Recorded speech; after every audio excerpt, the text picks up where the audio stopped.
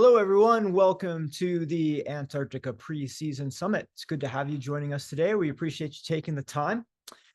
We have a lot of great questions to run through that we've received from you in the survey, as well as some updates from Lisa at IAATO and Graham from the PTGA. So we look forward to getting into all of that with you. Before we do dive in, a few things for everyone listening today. A reminder that there is a chat. The chat's for chatting. If you'd like to start off, let us know where you're from, where you're coming from. We'd love to see where everybody is in the world that's joining us today.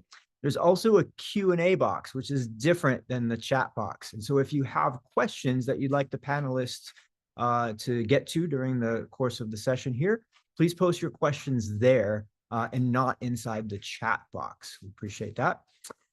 There will also be polls through the summit, so you can look in the chat box for those or the question box for those.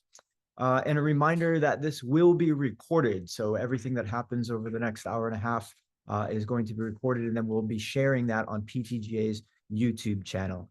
We do hope to stick to the 90 minutes for the whole presentation here today. So with that said, the first poll, if you'd like, a poll: how long have you been guiding in the polar regions? How long have you been guiding in the polar regions? So look for the poll. And while you're doing that, I'd love to introduce our panelists today. So the first panelist is Graham Charles. Whoop, I just had a poll pop up in front of my notes. Here we are. First panelist is Graham Charles. Graham, thanks for being here today. I think many of you know Graham. He's been working in expeditioning in the polar regions for over 20 years. He was part of New Zealand's professional outdoor training and assessment scheme from its inception in 1987. And he's been assessing outdoor skills and teaching people how to teach for over 35 years. He's worked in training and assessment programs around the world as a developer, assessor, and a licensed trainer. Graham is the founding director of PTGA. He's currently our program director in charge of our certification framework and the training of our assessors. And he also works freelance as a polar expedition leader with a leadership school at Wharton Business School. Next up, we have Lisa. Lisa, thanks for being here today. Lisa is the IAATO Director of Operations and Government Affairs and also serves as the Deputy Executive Director. Lisa joined IAATO in 2016 as responsible for the field operations aspect of IAATO, developing industry best practices and guidelines for field operations. Lisa began working aboard expedition ships in 2000, and she's worked as an undersea specialist, logistics coordinator, dive master, and expedition leader in both the Antarctic and the Arctic. She was also the station manager at Palmer Station for the United States Antarctic program during the austral winter of 2010. She's passionate about the future of tourism, polar tourism, and Lisa began representing operators in 2004 at the annual IAATO conferences. She sits on the IAATO Field Operations Committee and additionally contributes to IAATO. If all that isn't enough, Lisa is also a member of the board for Friends of South Georgia Island. Her passion and commitment to safe, environmentally friendly travel led her to her position at IAATO as the Director of Operations. Her vast experience diving the ice led her to publishing Below Freezing, the Antarctic Dive Guide, now in its 3rd edition. Her underwater experience and exploration of the polar regions led her to the acceptance into the Explorers Club. Thanks for being here, Lisa. Next, we have Meagan Dewar. Meagan's a PhD in microbial ecology of seabirds.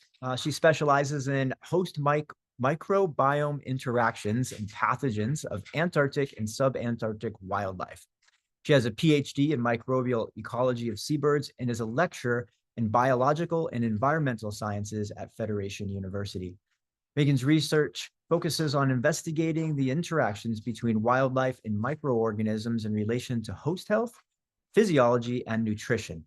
She's the co-chair of the Antarctic Wildlife Health Working Group within the Scientific Committee for Antarctic Researchers Expert Group for Birds and Marine Mammals.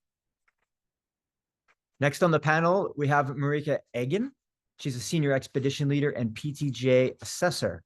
So Marieke's appetite for wilderness led her to the polar regions on expedition ships in 2009. She leads expeditions on all 7 continents, from the tropics to both poles, immersing in varied cultures and ecosystems. Her degree and previous work experience is in social therapy, and in recent years, Marieke has reconnected with her skills as a therapist. offering leadership and mindset coaching within the polar industry and beyond. Motivated by a deep belief that leadership is not about title or position, but about building a welcome environment where everyone can be at their best, Marieke now offers her mentorship and coaching to upcoming and existing leaders on board and promotes a nurturing environment for crew and guests. And our final panelist today is Stephi Walker, expedition leader, training and development and education specialist, and PTGA assessor. Stephi has been working in polar regions since 2015 and has built a diverse polar career on a professional foundation of outdoor education and guiding jobs around the world. She also currently works as the training, development, and education specialist with Intrepid, and she enjoys contributing to policies and procedures that enhance safety, guide development, and onboard well-being. Thank you all for being here today. We really appreciate it. I'd also like to call attention to Sarah Marusi from the PTGA, who is behind the scenes today, running the show and coordinating everything. It's an incredible amount of work. And Sarah, thank you for being here. And I am Colby, the current chair of the PTGA, and I'll be your moderator today. So with that, if everyone's ready, let's dive in. The first section here, we're going to talk a little bit about IAATO with Lisa. And we're starting here because your top 2 voted questions on the survey that we sent out was what happened at the 2024 Antarctic Treaty Meeting and what happened at the Polar Staff Field Conference. So Lisa, the top things guides need to know heading into the season, coming out of the Antarctic Treaty Meeting. What do you have for us? All right. Well, thank you all very much, first of all, for having me. And it's always awesome to be in and having the ability to present to all of you here at this early season summit. As we were talking about the presenters ahead of time, most of our information could have its own webinar platform to itself. So I will try to condense it to the absolute must knows, but of course, I'm happy to answer any questions in the Q&A box, or if something comes up afterwards, please just send me a message. As far as the Antarctic Treaty Meeting went this year, it was hosted in Kochi, India, and India did an amazing job of hosting. And even during monsoon season, we still were able to get out and explore a little bit. But there was a lot that went on various sides, both for the Committee of Environmental Protection and then in the Antarctic Treaty Consultative Meeting proper. But the big topic, which affects all of us, of course, is this concentration on creating a tourism framework. So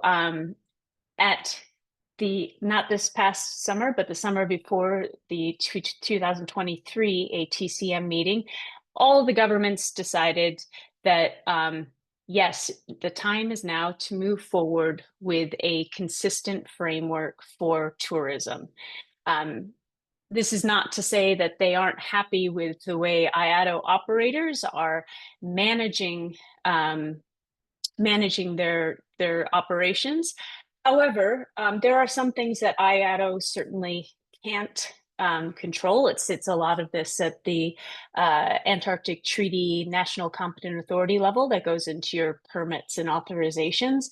And so with what has been a consistent increase, of course, with the tourism numbers, they finally came together and decided, yes, we must act. That was the first decision. The next decision came this year, where we gathered and we had a couple of days where we spoke about tourism. Different competent authorities, those are the people who give the permits and authorizations, were able to present their ideas of what a framework might either the aspects of it that it might be incorporated, or what they think a framework should look like.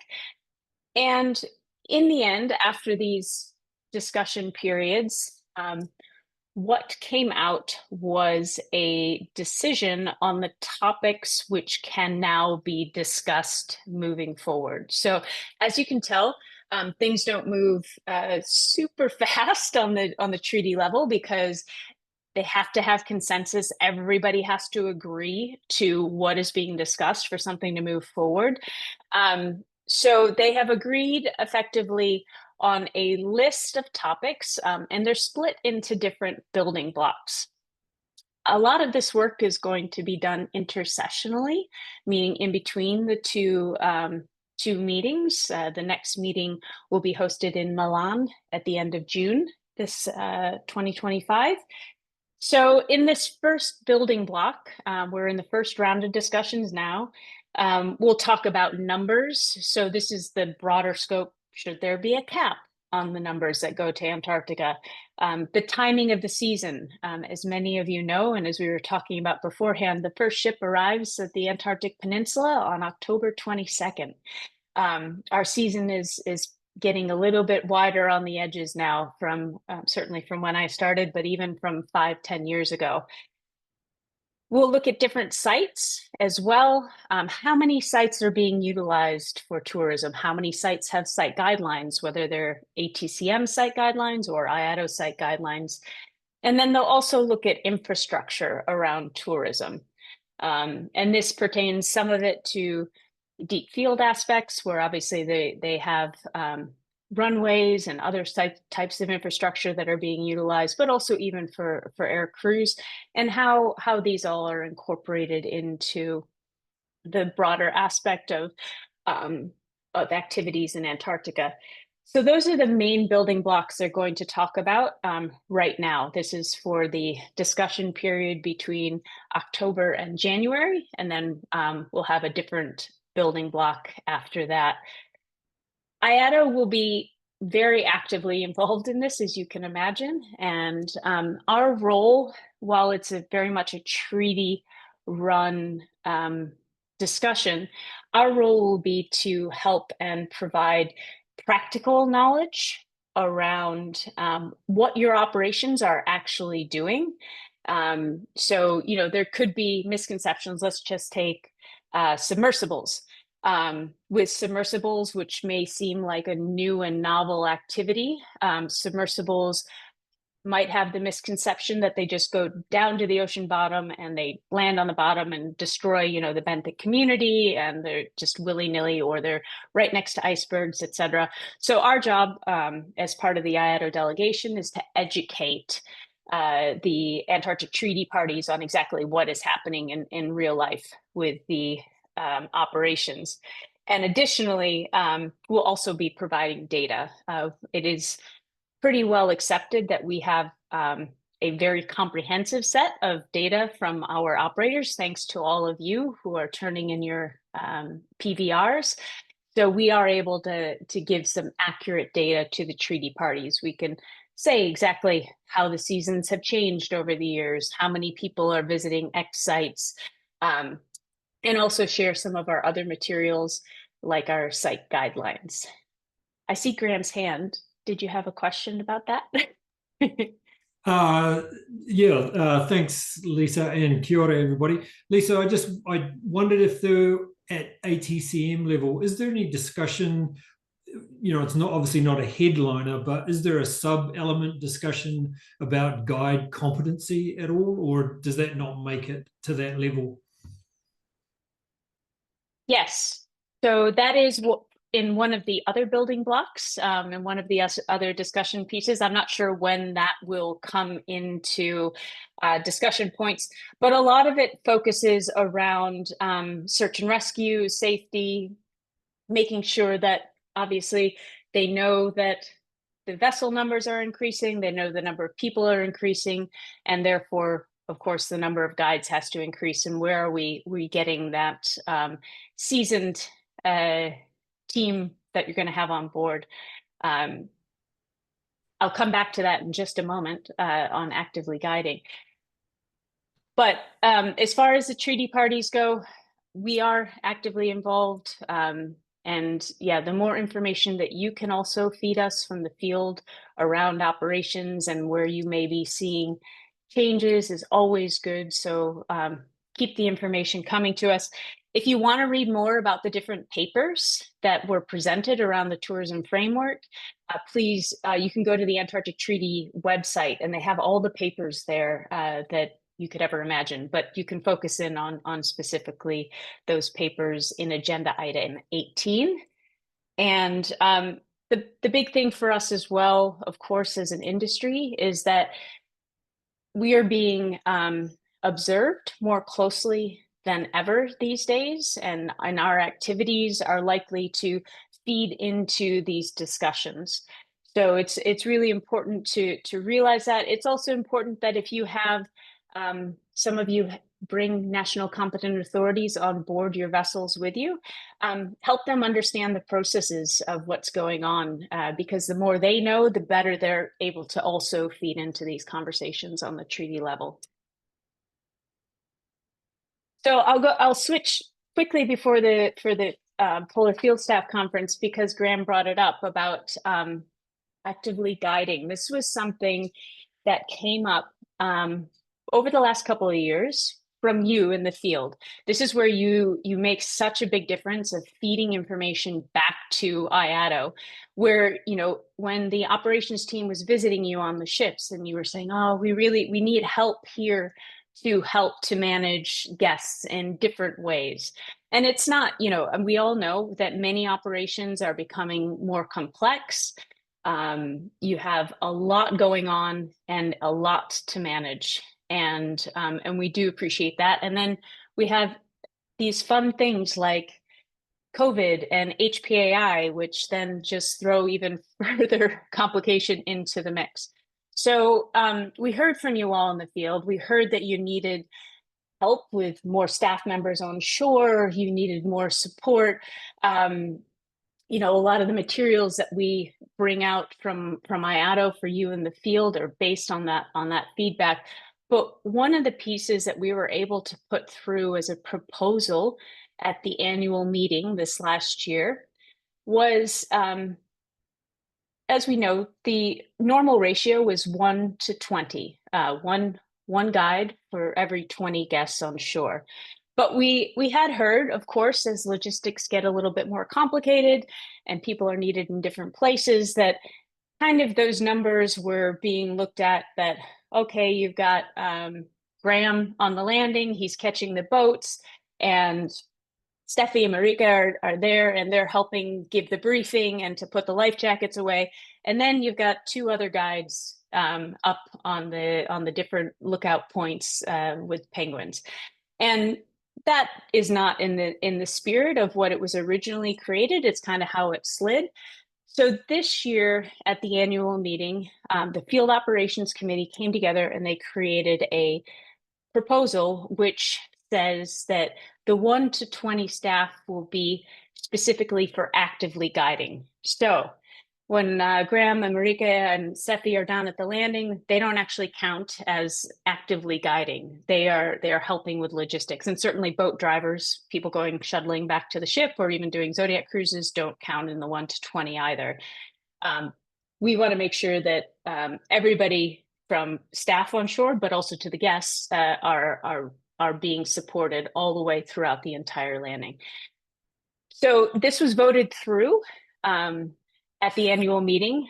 For this season, it is it's not mandatory for this season, because when it came out, obviously staffing was already started for the vessels. So operators would do their best to fulfill it, but as they move into the 25-26 season, it does become mandatory. So that's also where, of course, good trained experienced guides do come in. We're looking at expanding those numbers on the ships, and making sure that not only are we meeting the 1 to 20, but also we're meeting the percentages, the 80-20 that are needed for experienced guides. So that's a big change coming forward. But again, that call came from the field, and so we really appreciate again you feeding into us. Thanks for that clarification, Lisa. And thanks for all the work that you and your team are doing representing us at all of these all of these meetings, the treaty meetings. We really appreciate it. Before we switch over to the field staff conference, can I ask you to jump on the mic one more time? There's a lot of new site guidelines this year again. Could you comment on that a little bit and just draw attention to some of the new resources available? Yes, absolutely. First of all, a huge shout out to the Field Operations Committee and to Jill, who's been leading the work on that. These site guidelines have all come from first development by ELs in the field and field staff, and then gone through the Field Operations Committee as a review. There'll be 19 new guidelines for this season. They're just being finished up for their formatting. And they're all classified as IAATO site guidelines. So they'll be underneath your IAATO site guidelines. Remember to sync your FOM Sync app, so you get all those downloaded as soon as possible.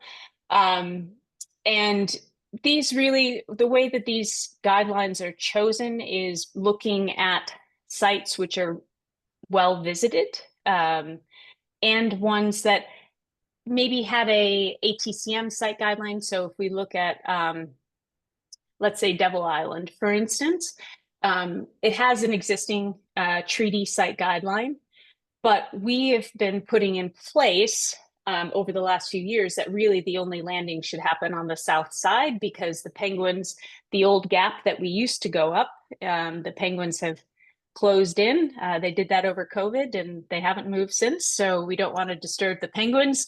So that addendum has been incorporated now into an IAATO addendum to a treaty site guideline. And we, within IAATO at this year's the Antarctic Treaty meeting, we're actually asked now to report each year to the treaty members how the treaty site guidelines are going. And then, of course, we also present our own site guidelines that we create. So that feedback from you guys, again, super important on making sure that we have the right information to pass on to those treaty parties. That's great. Thanks again. And a great reminder to everybody to update the FOM app a few times during the season. Make sure that you're very current and relevant. One follow-up question, Lisa, that came in through the Q&A. Someone mentions that perhaps a 1:15 guide ratio to client ratio is being discussed as well. And can you comment on that? And can we expect that in the future? Right now, we're going to take a look at 1:20 and how that affects the operators as it is. But certainly with the new site guidelines, at some sites, the ratio is different based on the wildlife concentration. So while it may not change necessarily on the like bylaws level, so the other change has been made on an actual IAATO bylaws level, but these changes for site specific guidance on how much the ratio should be can also be changed there. So 1:15 has been discussed. There hasn't been any movement forward with that. So we're going to try 1:20 for the time being. That's great. Thank you. Okay, then let's shift gears a little bit. Polar Field Staff Conference happened just in August here. And our second top voted question was what happened there? Because not everyone was able to show up. Lisa, maybe you could start us off, and then Steffi, Graham, I know you were both in attendance. We'd love to hear your comments as well. Lisa? Yeah. No, it's amazing. And I think, we didn't have the numbers necessarily that we were originally expecting. But the group that was there was engaged. They were open to sharing, and we always see such value when we do have these meetings. And in actuality, what we see in the season following is less conflicts between ships, because those, everybody being together and hanging out and just chatting, you're more inclined to get on the radio to your friend that you've just, maybe just met at the Polar Field Staff Conference and say, hey, what's going on at the site? Why haven't you left? Rather than it becoming perhaps something a little bit bigger than that. And we do see that time and time again. So we'll be working ahead with IAATO to look at ways where we can plan a little bit further out, perhaps get a little bit more attendance, and maybe look at other ways. We do, we talk about incidents quite a bit during these sessions, and it's one of the reasons why they're not broadcast over Zoom, because we really want to create a safe space where people can feel like they are able to share openly. There's no judgment, and things aren't getting out. People who come, they sign a little waiver that says basically we're not going to take this outside onto social media or anywhere else. And we find that that works really well. I think that one of the biggest take homes for IAATO and IAATO from this conference was that you wanted to hear more, as much as we could give, as far as operations and incidents, and just kind of getting the word out more amongst field staff, and also involving field staff, in some cases more in the processes. A lot of the folks who attended, they were actually asking, how could we join committees or working groups for IAATO or IAATO? And that's something to be discussed with operators, but we are looking at ways to further incorporate field staff into the discussions, let's say, for the field operations committee. We have a few things in the works, and I'm hoping that we can come out and announce at least one by the end of November. I'm not going to comment on it now because it still has a little bit of process to go through to get the set approval, but just please be assured that we did hear you. We want to get your feedback. We want to incorporate you into these discussions, and give you as much information as possible. So stay tuned for hopefully an announcement towards the end of November. Thanks, Lisa. Steffi, anything you'd like to offer from your experience there? I'm trying to unmute myself. Hello, everyone. Nice to see lots of familiar names and lots of new names as well. Yeah, I'd like to mirror what Lisa said. The discussions around incidents at the Field Guide Conference were incredibly valuable. And it's definitely something we can also recreate in our workplaces on the ship. But that open discussion, that very safe space where people can speak from their own experience, I think the people that were there learned a lot. And the other thing that one of the take homes for me was just, it was a IAATO and IAATO conference together. And so we got both IAATO and IAATO updates. And I appreciate this is an Antarctic pre-season webinar, but by contrast, the IAATO updates were kind of bleak and difficult.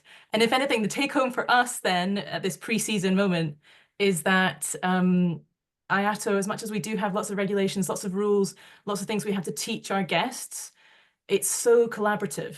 And we are so collaborative in the Antarctic, and there's much less red tape and difficulties in terms of governance than there is in the Arctic. So I was really appreciative of that in terms of, operating in the Antarctic where it is a little bit simpler. Thanks, Steffi. And of course, we know all of our colleagues within IAATO are working hard to create a similar system up north for us, which is why we depend on them so much. Absolutely. Thanks. And then Graham, you were there as well, and you were there not only on your own as an expedition leader, but representing the PTGA. And what can we know from your perspective? Yeah, thanks. I just have one question for Lisa before I get to that, if I may. Lisa, what are the predictions for numbers this year, from the rumor mill through sort of the approach to the season? I have heard that some companies have completely pulled out. A number of companies have reduced capacity because the demand has reduced. Is that true? And what are your estimates for numbers for Antarctica? Yeah, so what we base our numbers and our estimates on are through the preliminary estimates. So all the operators have to turn in estimates in January to IAATO so that we can start to plan ahead and also relay those numbers to the treaty parties. Notoriously, because of the way sales work, there is always perhaps a little bit lower numbers submitted in some cases, but we haven't seen any full operators pull out, save one cruise only operator, and that's where the big difference in numbers is. We're expecting a total of 107,000, and this is again based on those preliminary estimates. And the reason why we're actually less this year is because of the cruise only operation departing. As far as landed visits, we're expecting about the same, which is about 77,000 people to make landings. That's yachts, Cat 1, Cat 2, and also deep field in total. Okay, thank you. On the field conference, yeah, I agree. Just to clarify what Steffi said, yes, the northern reports are rather bleak, and as Colby threw in, not because IAATO aren't trying, but because of the sovereign nationalities that control access and their different rules, with or without reason, it seems. Up there, then it's a really hard job for IAATO to bring together all of that stuff and have answers, and they are often left on the back foot themselves. So they're doing a great job, but in a really, really tricky environment. So there was that. For me personally, and from PTGA perspective, and certainly being somewhat of I guess, an earpiece for guides on these things, I think the Field Staff Conference has the potential to be one of the most valuable things on the calendar for folks. It's been identified that attendance could have been different, and from our position at PTGA, I can only encourage IAATO and IAACO to really commit to something a good distance ahead in the future. And Lisa knows that I've given this feedback, so it's not new to IAATO. So plenty of pre-planning so that guides can plan to be there. And I really encourage people, if and when we see the next one or some form of guide to get together, then please try to get there, because I do agree with what everyone has said, is that it really is a valuable get together and a forum for people to meet each other. Exactly as Lisa said, that when you have people that it makes it quite different when you're solving problems or in conflict over some landing in Antarctica or Svalbard or Greenland or wherever it is. And so that's really critical. The sharing of these incidents that were mentioned, really, really, really powerful. And again, the key phrase even from this is that for those that were there, it was really powerful and learning time. But for many of you, you weren't there. So the question for all of us in the industry is, how do we help that along? My vision, and I think for the PTGA, and Sarah's in charge of it now, but I look forward to that day sometime in the future where PTGA could be involved and help to drag along the database of guides that we have as well. But a great event, and thank you for putting that on. We look forward to more. Thanks, Graham. I will mention, for those that are interested in some of the learnings that come out of incidents, if you follow our Brash Talk, PTGA's Brash Talk newsletter, we do have a column in there called Guano Happens. So each quarter we review a historic incident or near miss. And there's a compilation for members. If you've missed some of these in the past, you can go to our member site on the PTGA website, and you can find the historic list of all the Guano Happens. So that stuff is there for you as well as a resource. Okay, thanks to you all for the IAATO updates and field staff conference. Let's move on. Next section would be avian flu. So the third most commonly asked question was, what's up with avian flu and are there new updates? And Meagan, you're here to tap us into everything 2024-25.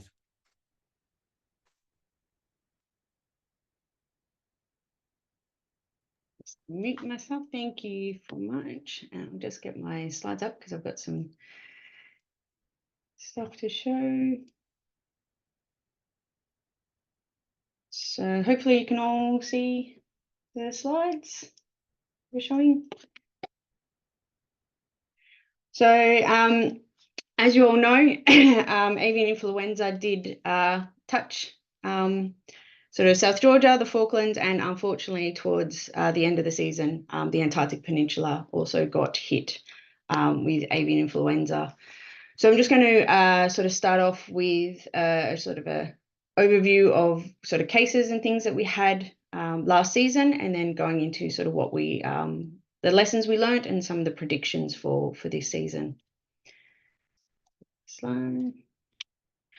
So this is just sort of showing the areas that got hit last season in sort of South Georgia and the Falkland areas. We can see sort of with South Georgia, there was quite a large amount of confirmed cases throughout the entire island. Most of the spots where we had confirmed cases or even suspected cases were predominantly in the tourist sites. And that's mainly because that's where people are going. So that's probably one of the big things to point out with, finding cases, finding where this virus has spread is very much, dependent on where people are to be able to see and record those incidents. It is now considered that HBAI is spread throughout all of South Georgia and sort of considered to be quite endemic now. And we do expect HBAI to come back quite early and quite quickly in South Georgia as the animals start to return and we start to get the big breeding colonies happening again. So South Georgia is somewhere that you do need to keep an eye on, make sure that you're monitoring, doing your pre-landing checks, but then also monitoring throughout your sort of landing. The Falkland Islands didn't get hit as hard as we expected. We expected a lot more cases and we expected a lot larger outbreaks to happen. And most of the cases on the Falkland Islands were individual cases or very small outbreaks that occurred.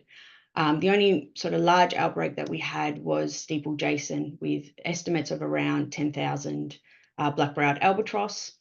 We also had some Gen 2s and rockhopper penguins affected there as well, but quite sort of limited with the outbreaks that we have confirmed. Again, this is all dependent on where people are, where people are going, where we have people that are able to spot what's happening. The one benefit with the Falklands is, Falkland Islands Conservation does do a large sort of sweep of the area, and we do have a few scientific groups that are focused heavily on the Falkland Islands. So, we do have quite a lot of people sort of looking for cases there. Looking at species, so as I said, the Falklands was quite restricted in the number of species, but we do get our typical skewers, which is not surprising. They were one of the main species we thought would bring the virus down. And black-browed albatrosses we did expect to get hit quite hard. And then we had some just odd cases with a variable hawk, a couple of southern formers and a caracara. South Georgia, of course, many people unfortunately saw the impact of the large-scale mass mortality events in the southern elephant seals that we had throughout South Georgia. This was very sort of similar to what was being observed in parts of South America. We also had Antarctic fur seal pop and some adult mortality. Skewers were again another big one and the most likely individual, along with the southern giant petrels, of bringing the virus down. We sadly had outbreak in wandering albatrosses at Bird Island. So we lost about 50 of those, which for a very small population of birds is quite a large number of animals to lose from the population. Arctic terns, some shags, kelp gulls, and some gentoo penguins as well. For the giant petrels, very interestingly, we did have some mortality in them, but not high levels of mortality, which is quite interesting given that these birds were quite heavily scavenging on the infected dead elephant seal carcasses. So, you know, we're not sure sort of what was happening in that situation there, but that's something to keep an eye on. There are 2 really good papers that have recently come out. So the Banyard paper looks at the movement of the virus, so actually looking at the genetics of the virus and how it's moved into South Georgia and the Falklands. And the Benison paper is a case study for Bird Island. So that actually has some really cool information about how the outbreaks actually occurred at Bird Island. The one benefit of having massive outbreaks at a research station is they monitored the outbreak throughout the whole season. And so they got to see how the virus moves throughout the population. So there's some really good papers to read, and they're both publicly accessible. For the Antarctic Peninsula, so this is just showing all of the confirmed cases that we have. So the first confirmed case we had was near the Argentinian base here at Primavera. We had some suspected cases at the South Orkneys. Unfortunately, we weren't able to get any samples from there. And we did have a suspected case in skuas at Heroina Island, which tested negative in December. But our first sort of confirmed case was here at Primavera. So we'd had a mortality of skuas, and those results were tested by the Spanish National Program. And so they were our first sort of official confirmed case. This was followed quite closely by a case at James Ross Island at the Czech base, which was then tested by the Chilean IAATO program. So that was sort of our first confirmed cases in February. Following this, we had an expedition down to sort of this area here, the Northern Weddell Sea and the Trinity Peninsula, specifically looking for HBAI. And we confirmed another further sites. So we looked at sites at Esperanza base, so the Argentinian base, Devil Island, Beak Island, Paulette, Heroina, and Beagle were the locations that we actually confirmed the presence of HBAI. We did have a large mass mortality event at Beak Island in skuas, which was quite an active outbreak whilst we were there. So that was in March. And sadly, when we got to Heroina Island, we had a mass mortality event there, estimated to be at least 2,000 to 3,000 Adelie penguins. That mortality, of course, is only the animals that we see on land. We don't know how many animals died at sea. And so those results have recently come back as positive, but some birds are still negative, so something else is potentially happening as well. With Paulette Island, we did have a couple of isolated individuals, and similar with Devil Island. We also have a couple of cases in the South Shetlands. The Spanish team that came with us on the expedition, whilst they were waiting for us in March, they found a dead elephant seal, and so they tested it. And once the samples got back to Spain, they tested it. So in June, July, we got confirmation that that was bird flu as well. And a sample taken from a dead kelp gull in January has just come back as positive. So we got that information a couple of days ago. So unfortunately, it can take some time for us to get samples back, get samples tested. So we're not always able to get rapid results as to whether or not HBAI is present. And then also in March, the UK confirmed some cases down here at Lagoon Island. One of the things to point out is, although it does look like HBAI is quite heavily concentrated up in that northern part, That is most likely because of sampling bias. We had an expedition that specifically went looking for HPAI and looking at sites where we received reports from tour operators of unusual behavior or unusual mortality. So it's probably more of a sampling bias. And again, human presence and eyes looking out. And a lot of these were sort of end of season confirmations. So we know the number of vessels is quite lower at that time of year. So we could have missed a lot more cases. The species, so skuas were everywhere except for the Shetlands. So Adelie penguins at Devil, Heroina and Beagle have been confirmed. We confirmed a snowy sheathbill, Antarctic fur seal, a southern elephant seal at Robert Island, as I said, and a kelp gull.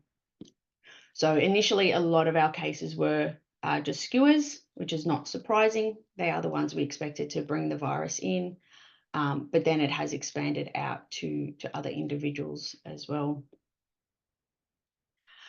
Just a reminder, the SCAR HPAI database will be going again this year. So this is a great space to keep up to date with where suspected and confirmed cases are.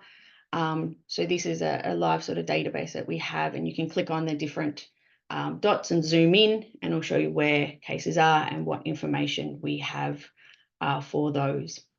In terms of our suspected cases, there's a lot of other pathogens. There's a lot of things like toxic algal blooms, head and neck trauma that can cause similar signs to HPAI. And so if we only get sort of one individual also showing signs, it can be difficult for us to sort of confirm that that is HPAI. So we have now started another category, which is unusual behavior mortality, so that we can start to record this information to indicate that something is happening in those areas, but we're not entirely sure what it is. What we've learnt, mortality can be quite rapid. So in some of the cases that we had when we were in the field, we'd swept through the area, there was no carcasses, we came back 20 minutes later and there was a fresh dead carcass. So mortality can be quite rapid, and not all animals show signs just before death or leading up to death. Sometimes it's right before they die, they'll have a seizure and then they'll die. So just because you do your pre-landing survey and you clear the site does not mean that animals are not going to start to show signs that you've not got HPAI there. So whilst you're doing your landing, please be continually monitoring the animals, observing if there's any mortality and things like that. Some animals can be asymptomatic. So we know that some live animals are not showing signs at all. I guess a nice sort of part is not all animals are dying. Some animals are surviving infection. So that's one of the things we've learned from Bird Island. They did have some animals that showed signs of infection, later went on and bred, raised their chicks and survived. So not everyone will die from the virus.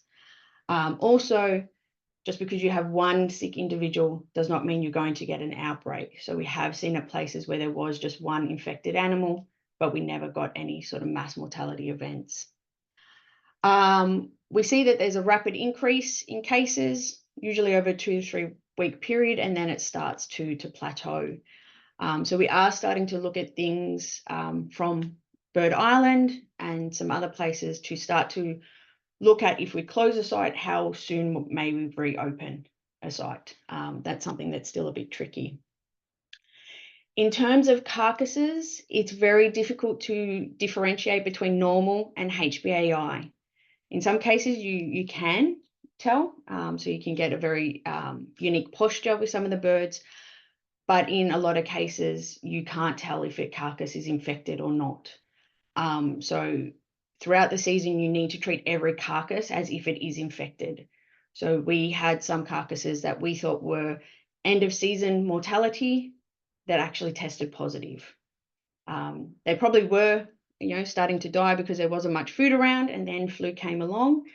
But, you need to be aware that not, you can't tell from a carcass until you take tests whether or not it is infectious. So please consider all carcasses infectious. Recent work has shown that there is a high viral load on feathers. So these animals are preening themselves, they're covering their feathers in their saliva, and so there is virus on the feathers. So again, don't touch carcasses, don't move carcasses, keep your distance from carcasses. Not all mortality will be HBAI. There are some other pathogens circulating, so it's important to keep that in mind. And a lot of skua mortality was often found near water sources. So we know water is a great spreader of the virus. The signs, rapid onset of seizure prior to death for both birds and mammals, especially for those that are infected neurologically. For seals and birds that are sort of have that traditional influenza outbreak, have that respiratory distress. And you will see lots of mucus around the mouth, and you'll hear like the chesty cough. So, think of someone who's got pneumonia or something like that, where when they're breathing, you can hear sort of the mucus and stuff on their chest. And this is animals that are really struggling to breathe. So a lot of reports we got last season was sort of animals that have some strange breathing, but there are some species that are just weird and do that. So it is sort of animals really, really struggling for breath. In some parts, they've seen partial paralysis in seals. And of course, in many cases, our mass mortality is what tells us something's going on. We often don't see anything prior to that. Birds as well, seizures, lack of balance and coordination. So we saw that quite a bit at South Georgia. They can be quite lethargic. And this is often an interesting posture that we see with some of the carcasses. So you can see this very sort of twisted posture. This bird here, this is actually the back of the bird. And so its head has actually twisted 180 degrees around. So we see this, and this is often because they've had a seizure prior to death. It is worth noting there are some pathogens that cause very similar mortalities, but this would be definitely an unusual mortality that you would see in a bird, and something that definitely should be reported. Just a reminder how it's spread. As we all know, the fecal oral route. So basically, either being directly infected by their neighbor, or defecating in water sources or environments where other individuals are then drinking the water or bathing in that water and then ingesting that over time. Respiratory droplets are very, very important one, and also scavenging and fighting is a big one amongst things like skuas and so forth. And for a lot of our carnivorous and scavenging birds, that's most likely the way that many will get infected, is by eating infected carcasses. And of course, we play a role potentially in moving that virus around if we're walking around in contaminated environments. So your biosecurity measures are really, really important everywhere this season. HBII is now everywhere. It's Falklands, it's South Georgia, and it is on the peninsula. So you need to, be stepping up and making sure your biosecurity is very, very strict this year. Some of the guidelines for this season, as I said, keep doing your pre-landing surveillance via Zodiac and on land, but also throughout the landing. You need to maintain your 5-meter distance from live wildlife. That just helps to reduce the stress on the animals, but also helps to protect yourself and your guests if there is an animal that might be infected. The rules this year for carcasses is to maintain a 10-meter distance, and also from any animals showing signs as well. For carcasses, it is worthwhile putting sort of some flagging poles up as an exclusion zone, and also highlighting where carcasses are so that you all know where to sort of avoid. Please don't touch or move dead wildlife. That can help move the virus around, but also can increase your chance of being infected. Don't walk through water where carcasses are present, especially downstream. As we said, water is a good spreader of the virus. The no kneeling, laying down, crouching, and so forth is still being enforced this year. And please report any suspected or unusual behavior or mortality to your EL immediately. Your EL needs to be able to assess the situation, decide whether or not to stay, but also to be able to assess, you need to see it. And so they need to be able to attend as soon as possible. Videos and photos, please, especially videos. That helps us a lot to assess what's happening. And ELs, please report any unusual behavior, mortality, even if it was just one bird, immediately to IAATO. So IAATO can inform other ships, but also can inform us, and we can start to look at whether or not further action needs to be taken for those sites. Videos, photos, and if possible, GPS coordinates of where the animals are. If we get a chance to go and collect samples, it's really helpful if we know roughly where on the landing site those animals were, so that we can get that. And a request from scientists is, can you please, if you see ID bands or rings or anything on the dead animals or individuals showing signs, could you please also send those through to IAATO, because that's really important for the scientists to note. Also, with your site landing reports back to IAATO, it's really helpful if you can provide information on what did the site look like, and numbers of things like your skuas, your kelp gulls. Unlike our penguins, we don't have good counts, we don't have good IDs, but throughout the season I had a lot of guides saying to me, oh, skua numbers were down, or kelp gull numbers were down. And even though it's anecdotal, it helps us understand if this is from the beginning of the season, a lot of animals died elsewhere and never made it down. But if this happens during the season, then we know that HBAI is down on the peninsula and something's happening at that site. So although it's anecdotal, it is really important information. So it'd be great if you can pass that on. As I said, highest level of biosecurity at all sites, because HBAI is now throughout all of the regions. Remember to remove all soiled material from clothing and footwear equipment before decontaminating. And a lot of this can happen sort of at the landing site. You can start washing things off.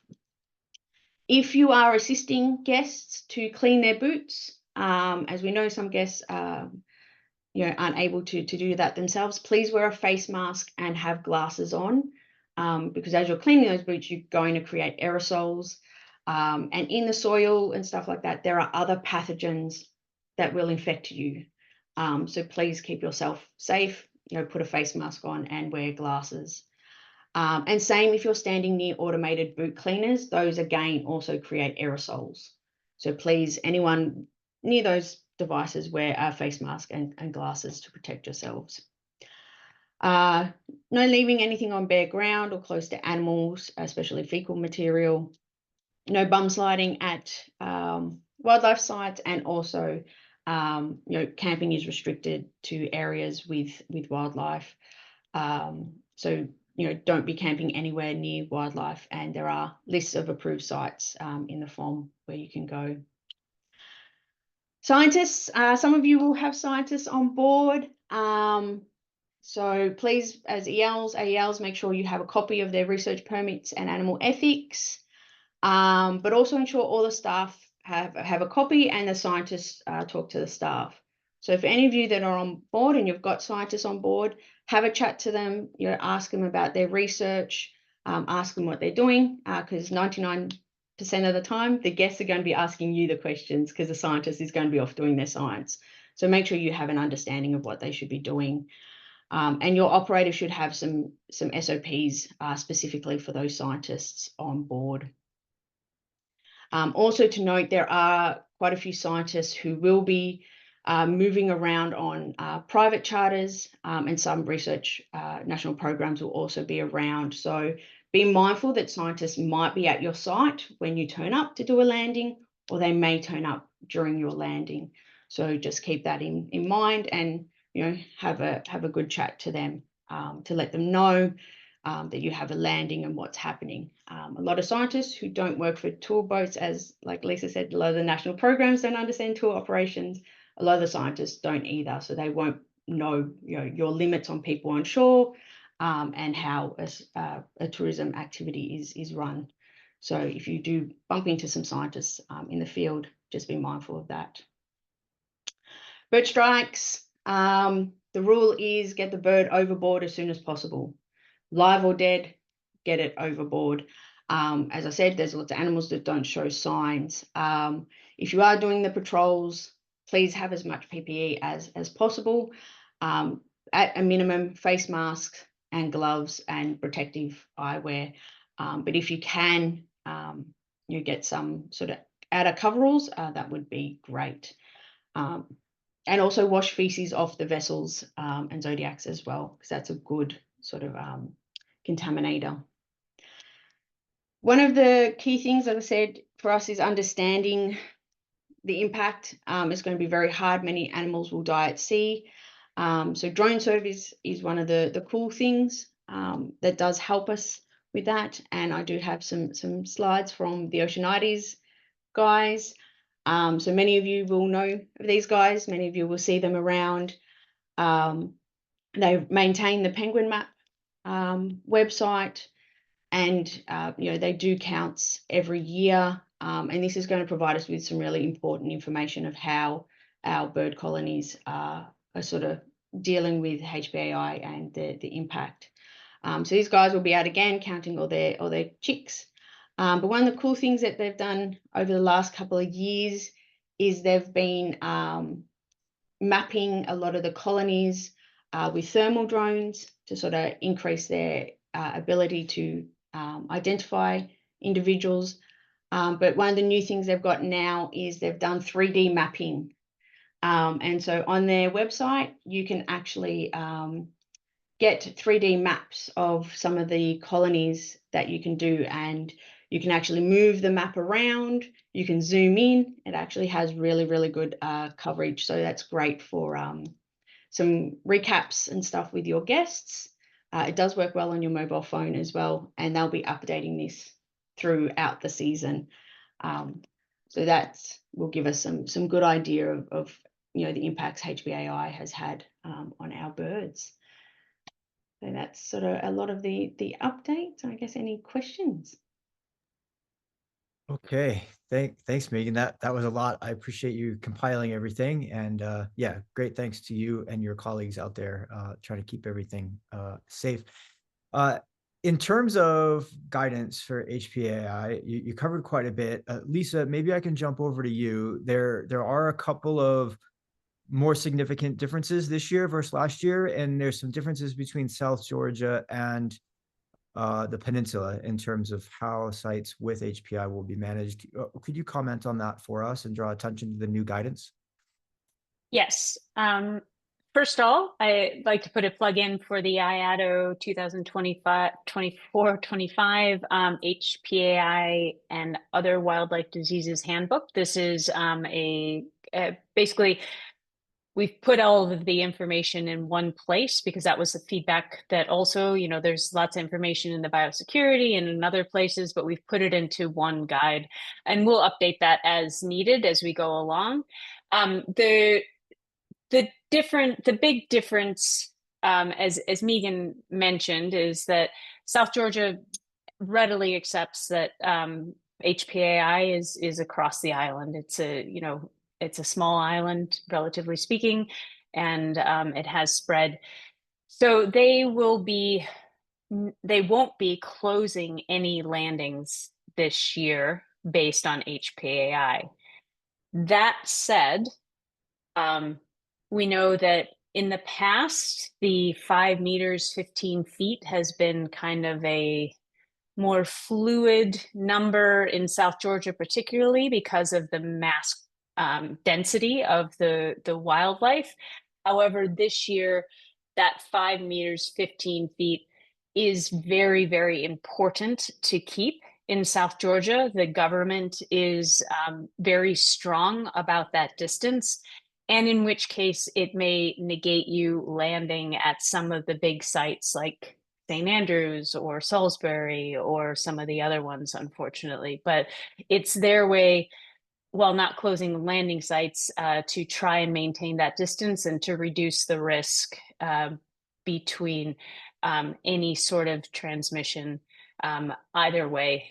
And of course, our big point for both places in Antarctica and South Georgia will be the biosecurity measures and making sure that those are followed really, really carefully, particularly when you're moving from a region that may have HPAI and then to one that perhaps doesn't have as much, or the increase of transmission if you don't get all that organic material off and clean things properly, that human transmission could happen, which we're trying to avoid at all costs.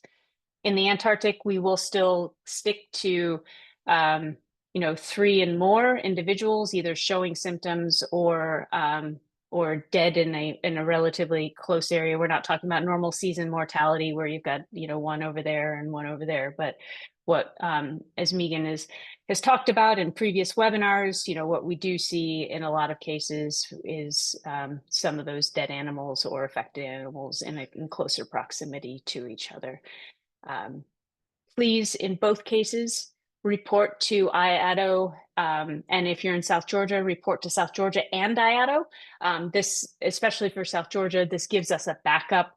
Last year, some of you may remember, South Georgia went down with the internet for a while, so we were transmitting stuff for them through different channels.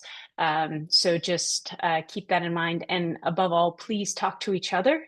Really use that broadcast system in the live ship scheduler. You can just shoot a message to whomever and say, hey, we were just at Cooverville and we saw a couple of really lazy skuas and they looked a lot lazier than normal. So just keep an eye out, increase vigilance, make sure that you're talking to each other, because that's where all the information is coming from. It's you guys in the field. So thank you in advance for that good reporting. Thank you, Lisa. I appreciate that. There is a follow-up, and I'm gonna bring this one up too. Steffi, maybe, or Marieke, maybe as active ELs, you have a comment, because this one has actually come up for us a fair bit on a number of forums. Crouching, I think we can all appreciate, oh, well, when we kneel, we're putting sort of extra parts of ourselves on the ground. Crouching, we're not actually doing that.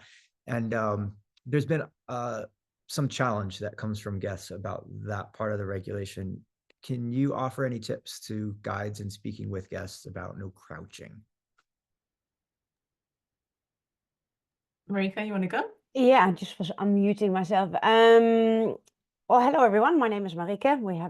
I haven't introduced myself yet, but thank you for having me also as part of the panel. Crouching, yeah, I think this is of course a topic that comes up a lot, and I think it really comes down to when you have the guests there for that very first IAATO briefing at the beginning of their voyage. I think that's where I put a huge emphasis on, of course, the issue with avian influenza and all of the things we're trying to do to mitigate that. And I really always put the responsibility and really asking guests for their help to help us to prevent this from spreading, and all of the things that we can do to make sure that we are responsible in protecting the Antarctic environment, and that it's not just us as guides that carry that responsibility, but by them visiting the Antarctic and to seeing that beautiful part of the world, they carry with that choice to come down a huge responsibility in protecting and carrying that responsibility with us. So I often really put that emphasis on them and say, we really need your help also to make sure that we follow those rules and regulations. And most often when you explain the why behind those steps and those new regulations we have put in place, then I feel that most guests have a real good understanding and they actually follow it. And of course, what I do see is that guests sometimes in excitement, which I totally understand, go down on their knees to take a photo. They just need a quick reminder to say, hey, remember, Please don't, please stand up, just remember those rules and regulations. And by doing it like that, I haven't had too many issues actually at all, and actually really getting more cooperation from the guests, and really them helping us to keep this place, as protected as possible with all of the challenges that we have. Thanks, Marieke. Steffi, anything to add to that? Love it. I agree, Marieke. I guess my only addition would be that recap can also be a really good place for like behavioral reminders, right? So if you're finding that you are seeing some people not remember on land, having a little kind of demonstration at recap, which could be fun, it could be entertaining even, but reminding people in recap can also be a really, really good tactic. Great, thanks to you both. Okay, then we can move on from HPAI, hopefully forever. The next questions that came up were about PTGA, actually. And so, Graham, I'll throw these to you. 2 quick questions here, just to help people understand. There's some new guide definitions. Could you just run through what we have now going in terms of certified status guides? Sure, thanks, Colby. Originally, for those of you who've been members for some years, we had general membership, member of PTGA. Once you'd achieved a number of qualifications and some logged experience, polar guide, and then a higher number for senior polar guide. What we found, feedback that we got from you guides in the field, were that some people who started on the pathway towards being qualified under the PTGA said that there was really nothing. It was a long run for some folks from general membership to achieving polar guide. So we created the polar guide aspirant just to acknowledge that people really want this, and that it is a good step to acknowledge the fact that people have started on that journey by gaining a couple of qualifications, a small amount of experience, which was just an acknowledgement they were aspiring to be a polar guide and achieve that, so working within the PTGA. The other big one, which we now understand has created some confusion because it was changed. Originally, our threshold levels were 60 days for a polar guide and 260 or something for senior polar guide. Back when we began this in 2016, getting 60 days, contracts seemed to be shorter, and getting 60 days seemed like it took you a couple of seasons to get 60 days if you didn't already have that. What we're seeing now is that people are signing up with companies, they're very keen, and in one contract they have 63 days. So there's 2 things at stake there. One is those guides have only seen one season, and we all know the extra depth and experience that you gain by seeing a number of seasons in the polar regions, because perhaps it was a stormy season in Antarctica, or perhaps it was a fine season and you didn't get to operate in much boisterous weather. With HPAI changing the game, all of these new things add depth and value to what it is to be a polar guide. And so we were seeing people who would sign up for their very first contract, one season, and had enough days to be polar guide. As an organization representing minimum competency and applying these guide status, we felt that wasn't a reflection of what we wanted for a polar guide. And so we changed that. We made a big jump to polar guide to 150 days, and for senior polar guide to 300 days. For polar guide, we also decided that people should have at least 2 different seasons within that 150 days. So even if you go hard out for one season and get 150 days in your log, we would still rather see that you have a couple of seasons under your belt so you can experience change and cultural change and rules and regulation change in the industry. The other one that has caused some consternation there, that when people send us their logs, they often just send us their contract logs, which include all sea days and port days and the whole lot. We've also decided that we would rather see logs of excursion days. So where you're actually being an active guide. You know, yes, we understand that being on the vessel, you're still at work. It's a 12-hour a day job, even when you're in the Drake Passage. But given the fact that, you know, being in the Drake Passage and being a presenter, you're still being an active guide. But one of the key things that we can get measured by in the entire industry, as it reflects, and Lisa is very aware of this, is obviously safety. And so managing people in the polar environment is a key metric for us. And so for that reason, we've decided that we would prefer your log days to be your active excursion days.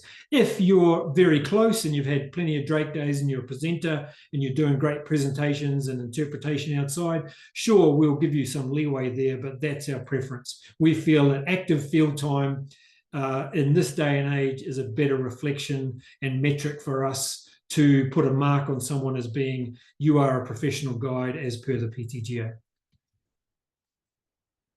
That's great. Thank you, Graham. We appreciate that. And thanks to your attention as the program director to continually enhancing our framework for everybody. We appreciate it. Let's see. We'll move on to the next questions from you all. Two kind of big ones here that'll finish us off. And the first one, Marieke, maybe I could ask you to start. And the question would be, I want to develop better leadership skills. How can I best go about this? Yeah, well, that's a very good question. And I think the topic of leadership is a big one. But I try to really keep it to what I've seen from own experience and in discussions with ELs and in the mentorship and the coaching I've done. And over many years, having observed ELs, having talked with upcoming ELs, seeing new ELs come in, is that often the perception of leadership is often related to the hard skills. How do I plan a voyage? How do I manage guest expectations? How do I plan and organize the team, the guests, the operation? How do I get guests from A to B safely? How do I prepare for my briefings? How do I work with technical schedules and things like that? But what I often hear in those conversations is something I think very important that gets very often overlooked when it comes to talking about leadership, which is the less tangible and maybe less clear skills. And so the question that I then ask, what do you find the hardest in your job as a leader? And then most often, I would say 90% of the time of the conversations I have, the answer is, oh my God, the team, all these personalities, all these people, interdepartmental conversations with captain, difficult hotel directors, or whatever it is. It is the people, the personalities that makes, it pulls my hair out. That's kind of conversations that you get, or the answers that you get. Because yes, it is difficult. We live and we work in a human skilled job. And I think that is what the core of leadership is. So the biggest part of our job, I think, as a leader is not necessarily all about how do I get guests from A to B safely. And of course, it is vital and it's incredibly important that we do that. But it is so, even more importantly, I think it is, we call often it the soft skills that are a huge part of the leadership skills that I think we have to put attention to and have to develop and keep an eye on. And interestingly, they're called soft skills. But when you again talk with leaders or even just any person in the team, the soft skills are often the skills that people find very, very difficult because it requires an understanding of yourself as well. So what I've seen in the material when you read about leadership, I'm super happy that there's a change into changing from the term soft skills to the term human skills. Because I think soft skills is the wrong term, because those soft skills are often the hardest to master for quite a few. So there's nothing soft about them. So it's the human skills, I think, that we need to focus on when it comes to leadership development. So yes, the hard skills may be clearer, maybe sometimes easier to focus on because they are so clear. But it's developing those human skills, like how do you connect with people? How do you build relationships with people? How do you, have an understanding of the team and the team environment and the people that you're dealing with? Is a whole different ball game. And how you show up as a leader is key. So about at least 50%, of course, with every interaction you have with people that you work with on board, with guests, with teams, with captains, with hotel directors, whoever, some key figures on board, at least 50% of that interaction is you and what you bring. And I think it's really, really important to have an understanding about that. And that means in that way that leadership starts with yourself. So leadership of others starts with self-leadership first. And that will be the very first step when you think about developing your leadership skills, if you're still at the beginning of that. So the question then comes, like, what does that mean, self-leadership? And this is a really important one that I've thought about often, is who you are is how you lead. It's a really good one to think about for a moment. Who you are is how you lead. And if you don't really know what makes you tick, or how you have become the person that you are, what makes you decide certain things, what your values are, then it is very difficult to understand how that may influence your leadership. But it's really vital that you do understand that. You don't know what you don't know. But to be an inspiring leader, an effective leader, it means that you need to have an understanding of who you are as a person. And I think a big question that I can ask everyone still around is, if you are considering becoming an expedition leader, I think the very important first question you should ask yourself is, why do you want to be an expedition leader? What is the reason you want to be an expedition leader? Is it authority? Is it status? Is it rank? It could be that you want to inspire people, you want to make a difference, you want to have a positive impact. It can be all of those things. But I think it's really important to think about, what does it really mean to be a leader? What are all the responsibilities that I may have to take on? And I think those things get overlooked, and those things don't always get thought about. And people potentially step into those really important, responsible roles, responsible for all the guests, the crew. I think we all carry a huge responsibility of setting a tone and a nurturing environment on the vessels. And that stuff gets overlooked sometimes, and people step into a leadership role without thinking about those aspects. And then sometimes things go really well, and sometimes they do go a little bit pear-shaped, because in the end, the human focus is the core of what we do. So the other thing that you can ask yourself is, what does leadership really mean to you?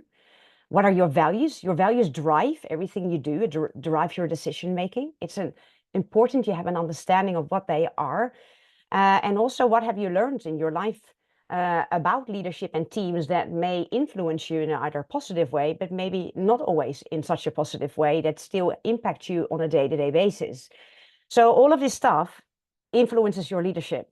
And some of this happens consciously, if you've done some of this self-reflection, and some of it happens unconsciously.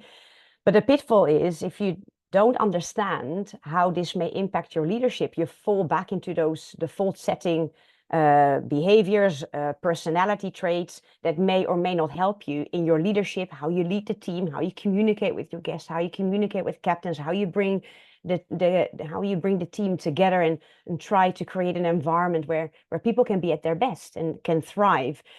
And of course, again, we are humans. We bring ourselves to work.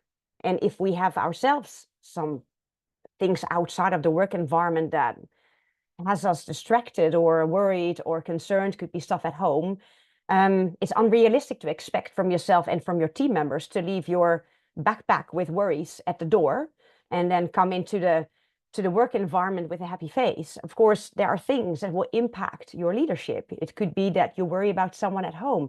You may be able to be less focused. You may have less patience.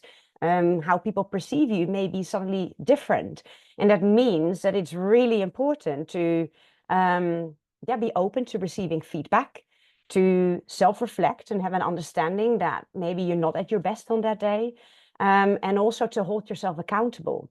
And I think I've already now mentioned 3 really important leadership traits that are really important to have and develop, which is holding yourself accountable for your decisions, for your actions, how you show up, to be open to receiving feedback and suggestions and sift and sort through that, and self-reflect. Look in your mirror every night and say, what have I done that went really well, but what could I have done maybe better today as a leader? So that brings me a little bit to what are some of those skills then that you can develop as a leader. And I think as a question for everyone in the who is part of the who is here, I think a question you can ask yourself is, who do you consider to be a leader, an inspiring leader, someone who motivates you, maybe motivated you, inspired you, someone you think about, you think that person I really consider to be a leader. What was the thing that person did or does? How does that person show up? What kind of impact does that person have on you or on the team? Think about someone in your environment, could be even someone you don't know, that you feel inspired by. Think about some of those leadership traits that person shows. Think about that for yourself. You can share it in the chat if you wish. And I've asked this question in some more leadership workshops I've done over the last few months on the vessels with expedition leaders, but also with the team. And some of the skills they mentioned when they thought about this person, sometimes there was a person in their previous work, sometimes there was a leader, sometimes there was a team member. And the skills that they came up with were, first of all, someone who is transparent and open, who is open in communication, someone who is very honest and acts with integrity. So they do what they say and say what they do. They even mention things like someone who's vulnerable. And it does not mean that you're crying all day long. It means just owning who you are, and also owning when you are worried about maybe an operation tomorrow, or saying, I actually don't know, I need your help. That is showing that you're human. And that helps people connect with you, and it helps bring people together to come up with solutions, ideas to maybe make an operation work. Accountability, owning your own stuff, owning your mistakes. It makes that you create an example that we can all learn from them, and that if a team member makes a mistake, they can also raise their hand and say, sorry, I made a mistake, but let's learn from those without judgment. Acting with empathy, obviously, and with compassion. We're all human, and sometimes you may or may not be at your best. There's a human behind someone's performance. So if someone is not performing, you can directly, immediately act and say, hey, your performance, I don't like the way you're showing up every day. Or you say, hey, I've seen a difference in how you show up every day. Are you okay? That means you're actually having an eye for the person behind that person's performance. I think that's really important. Other things, of course, passion, enthusiasm. We all know that is infectious. I think it's very important as a leader that you can bring that in a team. Approachable. I have a whole list here. Being human, I just mentioned that, showing a level of vulnerability, it builds trust. Being authentic, all of that builds a lot of trust in the team, which is the foundation of working in any environment, really. But in our dynamic environment, where everything always changes, where we work in sometimes really high risk situations, we need to trust each other. And with those leadership traits and showing and being an example of that, you can really create an environment where trust can be built. Ability to receive feedback, not just give it, but also, receive it. Sometimes that's not easy, but, it's important to at least receive it, think about it, and see what you want to take away from it. Not just justify it straight away. Things like communicating the why. It's important that the team can understand why you're making certain decisions, so they feel included and they feel part of it, and they will more likely to pull together and make things work. Of course, decisive, being proactive are all part of that. Curiosity to learn from other people. Sometimes in team meetings, someone may have a different idea than yours. To be able to, even though you may not agree straight away, to say, I really value that contribution. I really value that idea you just brought forward. That can be really helpful in this and this and this scenario. Maybe for tomorrow, I'm thinking still to work it this way, but I think it's really valuable what you just brought. It's more likely that your team member will share more ideas in the future that can be incredibly valuable. And lead by example. So all of these skills are maybe the less tangible skills, but are so key and so vital in building that nurturing environment on the vessel, where I think you can support people to be at their best, to develop growth, develop innovation, and bring out the best in those people in your team that then can bring that again to the guests. So there's a few things I think that leadership is, it's a misconception around leadership, which is that it's related to rank or title. Leadership has really nothing to do with title or rank. It has all to do with the ability to have the people around you rise to a new level and to live the environment. And I think when you think about some of those skills that I just mentioned, in a way, everyone can be a leader. And I believe that everyone has the possibility to be a leader if you choose to embody some of those human skills, not soft skills, human skills. And so that means when I mention some of those skills, you may think of someone in your team that you think, oh my God, that person is a real leader. I think I really am admired by that person, or that person inspires me. It can be just a teammate. And so I think in the end, as leaders, it's really important. And this term has been mentioned a few times already when Lisa was talking about the IAATO Field Staff Conference, is that safe space, that psychological safe space. And what does that mean to have that space? It's mainly a place where people can be open and honest, and sometimes maybe vulnerable, without being judged or humiliated. So it's a safe space where you can raise your hand, and also a place where people feel seen and heard and valued for what they contribute. You may not agree, but you can still value what a person contributes, which it all means inclusion, safety, a place where people feel safe to make a mistake, as long as we learn from them. Like we often talk about near misses or accidents. These are moments where we can learn so much from. And as long as we learn, then, if we make a mistake, that it's okay, as long as we do better next time. It's safe to take risks or raise your hand and say, I really don't know, I need some help. All of this means that there's a learning safety. And safe to bring unique skills and contributions to the team, and safe to sometimes maybe even challenge the status quo. And that can, if there's room and curiosity to learn when people challenge something, I think there can be a real room for growth and learning, and for the whole team to be lifted. So yeah, I think one thing that I find really beautifully written is leadership is not about being in charge. Leadership is all about looking after those in your charge. And that's a whole different concept. It's when you repeat that for yourself, it already changed completely how you show up. It's not about being in charge and having that name tag and say, look, I'm the leader and I'm the boss. It's about looking after and caring for those in your charge, and lifting that environment and lifting them so they can rise and they can be at their best. And also, when you think about the team environment that you as a leader set the tone in, and of course, all of the team members contribute to this kind of safe space and this kind of environment. So all team members need to be held accountable for maintaining that space. Is that a team is not a people who work together, or a team is not a group of people that wear the same t-shirts. It's all about a group of people who trust each other. I think that is where the difference lies. And you as a leader can make such a positive and great impact on that team environment, and not just within your own expedition team. But I believe if you show up as a leader with some of those skills that I mentioned, you can build a good and very collaborative relationship with a captain, with a hotel director. Even if some of these people can be difficult in your eyes, you can actually really create an environment or a relationship where that collaboration exists. So yeah, to get to maybe specifically answer the question, what can I do? Then I believe it starts with self-leadership first. So ask some of those questions, like, what is actually the reason why I want to be a leader? And what does leadership really mean? What does it really entail? Have I thought about all of the aspects of it?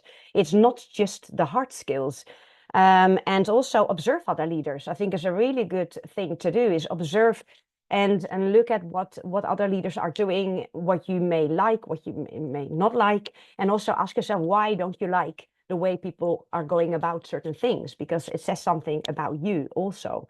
Learn about your own personality styles. There's great self-assessments out there, DISC personality styles, where you can learn about how you operate, how you tick, and sometimes it's really fun to actually figure out, oh my God, this is why I act, or some people drive me nuts. There's a great book at the moment out there, I think it's called Surrounded by Idiots.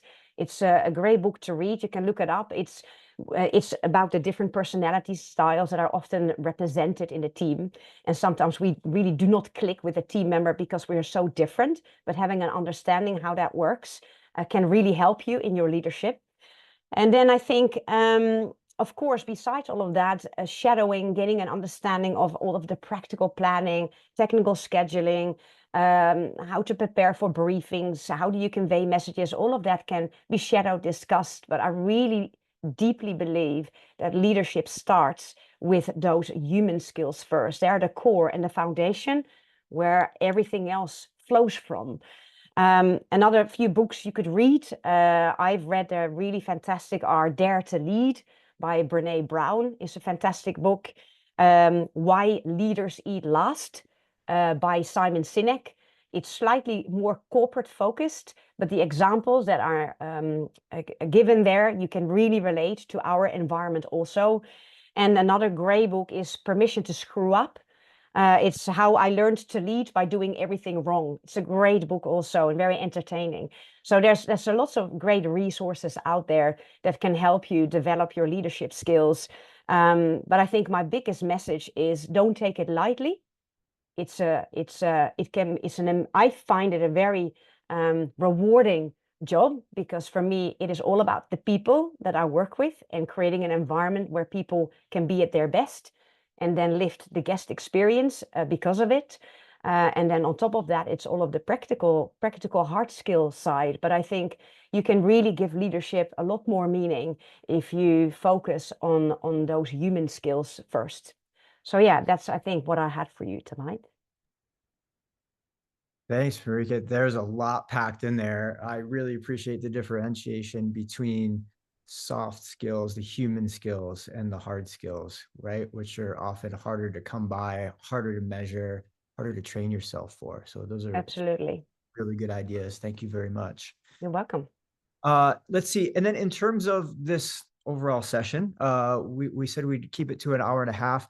There is one more question that came up a number of times that I think is very worthwhile. We all do. And so we're going to let this go a little bit long to cover this really important topic. So sexual harassment is a real and fairly common issue on a lot of the expeditions. And so people are curious how we can report sexual harassment, how to get to the root of it, the differences or pathways on board versus onshore. And Steffi, is this something that you'd like to start us off with? Big topic, eh? Big last question. Colby, correct me if I'm wrong, but I got a specific wording for that question. And it was, how can guides manage sexual harassment on board? And what is the division between charter company and ship and safe working conditions? Is that right? That sounds like a great place to. Yeah, cool. So for context, I work on board as an EL, as well as other roles, but I also work for an operator. I work for Intrepid as a part of the operations team. And this question, I think, is actually quite heavy, because the context is, how can guides manage sexual harassment on board? And I guess what I'd like to say, first of all, is that it's not your job. It is not the individual's job to manage sexual harassment. This is a really, really, really big topic, and it's super important, but it is absolutely the moral, ethical, and legal obligation of the operator you are working for to provide safe working conditions for you. So I think that's something really, really to be super mindful of. It's very, very difficult to change from the perspective of an individual working on a ship. And this will be the same in an office or any other working environment. It's the responsibility of the organization. And so what might that operator be doing? So in my perspective, and again, like no organization is perfect. However, what we can be doing is, for example, setting behavioral and cultural expectations for everyone. You know, so at the beginning, whether it's crew and staff, or sometimes even making kind of broad statements to guests as to how we behave in this communal environment is super important. And the company should be setting cultural expectations for you as a staff team, as well as for the crew. Because what we know about expedition ships is we have a whole bunch of cultures coming together, people from different parts of the world, where some things might be okay somewhere and some things might not be okay somewhere else. So the company should be setting kind of behavioral expectations. There also should be adequate and confidential reporting protocol. So if and when something happens, there should be reporting protocols on board as well as shoreside. And those reporting mechanisms should be available to you. You should know about them. They should be easy to access, and they should be encouraged to be used. And then, I mean, there's so many other things that companies can be doing. And Marieke, I would also love to hear your perspective from the companies that you work for. But also, I think it's super, super important that companies should be gathering quantitative information about instances of reported and unreported sexual harassment. Because some instances of what we might call sexual harassment, again, it's a spectrum, might go unreported, but it's super important for companies to understand what's happening on the vessels. And that might mean in your end of contract survey, a question such as, have you experienced any sexual harassment? Because what we really need to know as operators is it happening even if people aren't reporting it? Because that's the only way we're going to be able to change. Okay, so these are all huge, big institutional things. They are not something that individual guides can manage at the time. You definitely can give your operator feedback. If you believe that the reporting mechanisms are not adequate, or if you have been in an incident where you feel that things weren't listened to or the appropriate action wasn't taken, please, please, please give your operator that feedback. It's super valuable. I definitely, and Marieke, I can definitely mirror what you said earlier in terms of if I am EL, it's not my responsibility to create those protocols, but it is absolutely my responsibility to make sure that they happen. Okay, so I feel very, very responsible for all the people on board when I'm EL, and in particular, this is definitely a big part of that as well, people's psychological and physical safety. And so I, as an EL, need to make sure that those protocols are available. I, again, need to kind of mirror that kind of cultural expectations of behavior on board. There's lots of things that I need to do to take care of people on board. But again, it's not so much, in my opinion, up to the individual guide.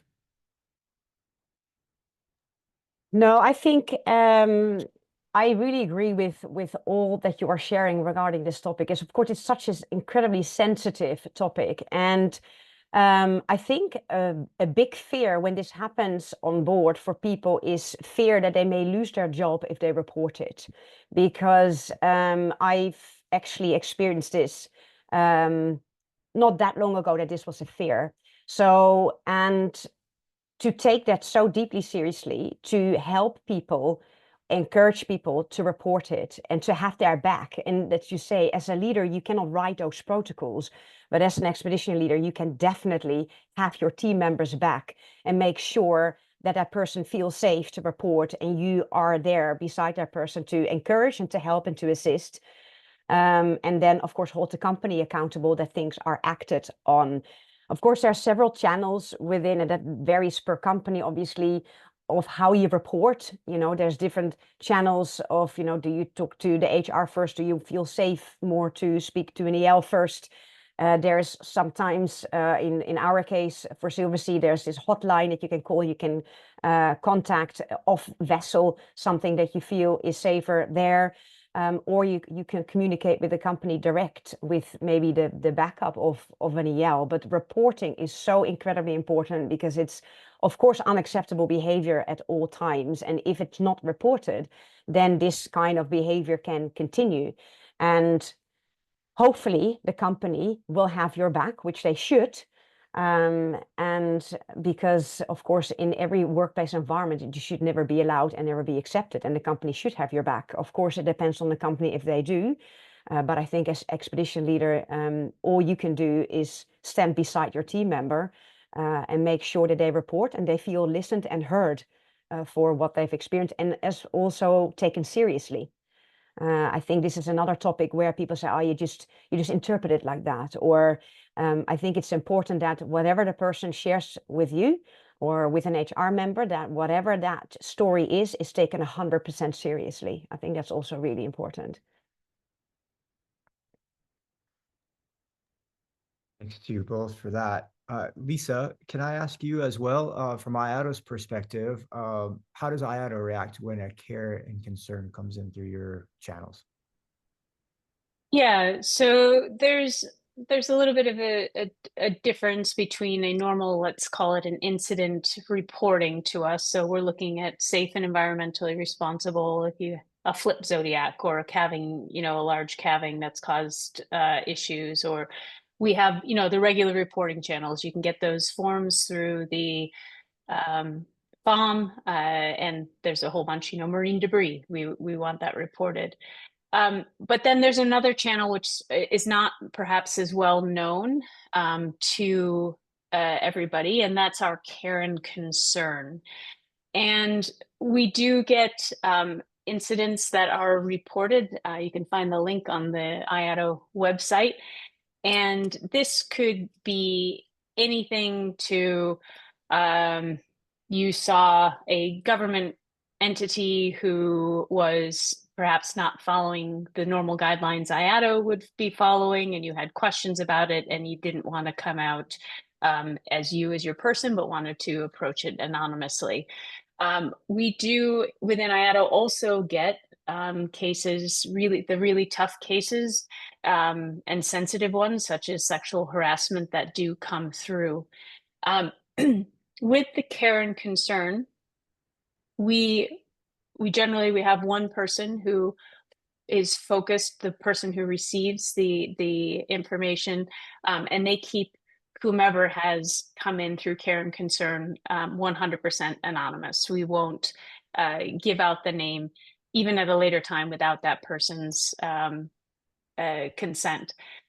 But in our case, we can't do anything except to refer sexual harassment cases back to the operator to notify them something has gone on. If there's a plethora of evidence that wants to be presented, we can also present that and give that information to the operator. But like Stephi and Marieke said, really it's the operator's responsibility to make sure that that environment is formed where you can report this and you can go through the appropriate channels. So again, we can notify operators that we received a concern, and we will never ever say anybody's name if we know it. Sometimes we don't even know it. But we will turn it back to the operator in those cases. There's just a fine line of those internal